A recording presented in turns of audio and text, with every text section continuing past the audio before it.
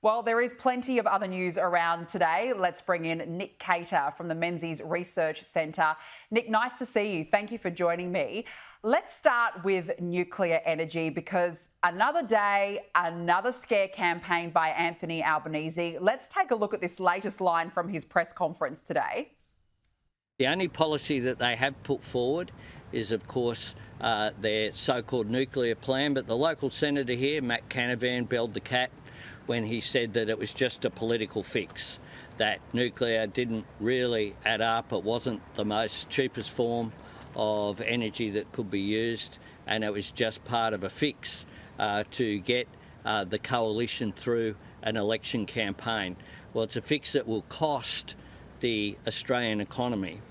Nick, it's almost as if the Prime Minister is trialling these new lines. He's launched his quasi-unofficial election campaign and he's trotting them out to sort of see how it goes.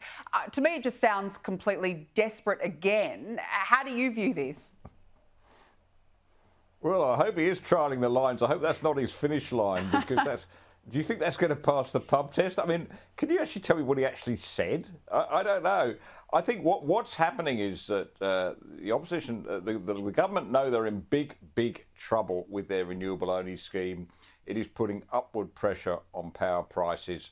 They don't even know that they can deliver it because of the cost of wind is blowing out, the cost of offshore wind is blowing out, the cost of batteries, the cost of transmission lines, the community involved. So they're in real trouble on this. And I think that they've just seized on Peter Dutton's sensible announcement on nuclear just to try and detract attention. So, you know, they're saying, what was the latest figure? I don't know, about $5 trillion or whatever Jim Chalmers says that the opposition's plan's going to cost. Do these people have any credibility, Danita, on the question of the cost of energy? This is the same mob who 3 years ago were telling you your power bills were going to come down by $275 by 2025, which is this year. So, it is, I think you're right, desperate. They've run out of arguments. They know that the nuclear argument is cutting through simply because people just want cheaper power bills. But this is the thing, you know, we need a plan, Nick, in this country to keep the lights on. And we don't, because we know that the rollout's happening back to front. We're closing coal-fired power and trying to desperately rush out renewables. But as voters, we deserve an adult and proper debate on how we're going to keep the lights on in this country. Yet Labor will not give voters that opportunity. They run these scare campaigns, and we have a right to say this is what we want in this country. Well, exactly right. And look, I think they are underestimating, in fact, being very patronising towards ordinary Australians who actually get this stuff.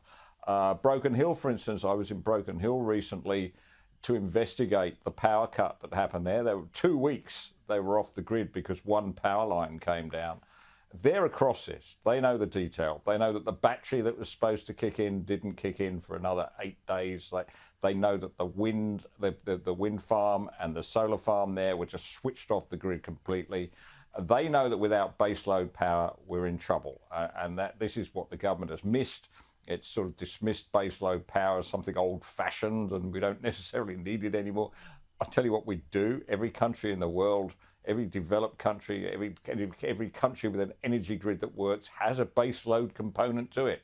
So we just can't simply get rid of coal without another baseload component. And the most sensible one for Australia, obviously, is nuclear. Absolutely. It's just such a shame we can't have a proper debate on this matter. Now, look, let's move on because the Washington Post is reporting that Donald Trump is considering wheeling back his proposed tariffs. Trump says that report is wrong. But Anthony Albanese is assuring everyone that either way, the tariffs won't hurt Australia. This is what he said. The United States has had a trade surplus with Australia since the Truman presidency, and therefore it is in the United States' interest for us to continue to implement the free trade agreement, which has the support on a bipartisan basis in the Australian Parliament.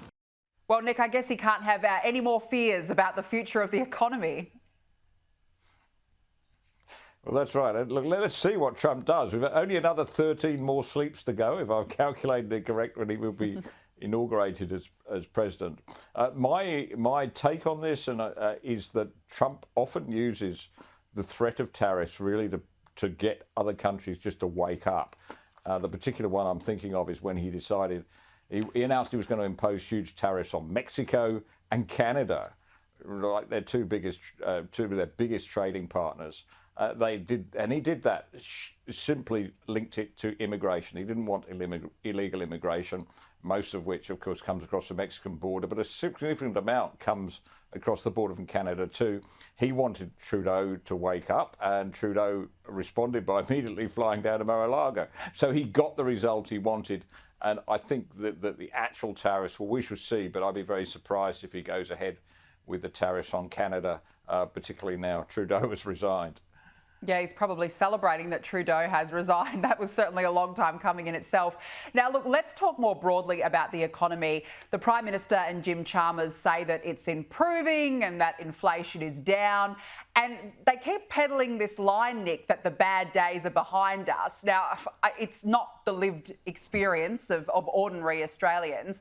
But I saw this report this morning in 9 newspapers that a coffee company executive thinks if you're paying less than $7 for coffee, you're getting a bargain. Now, I don't know about you, but $7, Nick? Yeah, that was an extraordinarily useful article, I thought, for the Herald. It doesn't usually produce anything that's particularly useful, but, you know, they broke down the cost for a cup of coffee. 56 cents for the actual coffee itself, 58 cents for the milk. Well, I don't take milk, so I immediately want 58 cents off my next coffee when I turn up for one. But, you know, it is interesting. Labour, of course, being a huge component. And we've all noticed over the summer break, you know, when there have been penalties in place because it's been public holiday, how expensive it is. You suddenly you find yourself paying $30 for 2 coffees and a couple of almond croissants. It is just incredible, but that is the Labour component. And so Chalmers is wrong. Inflation is fueled by government spending. It's also fueled by regulation. And if you have these huge penalty agreements in place, then it will has to push up the cost of a cup of coffee. So Chalmers is absolutely wrong. And people are getting this, by the way, that government spending is the most important component when it comes to inflation. That inflation begins in Canberra with the government spending, and if Chalmers wants to take pressure off government spending, then he should come into his next budget determined to get government expenditure back to reasonable levels, which is considerably lower than it is now. Yeah, well, it's government spending, regulation, as you said, and not to mention an out-of-control migration program is the only thing propping up this economy right now. Nick Cater, really good to speak with you. Thank you very much for joining me on the show this evening.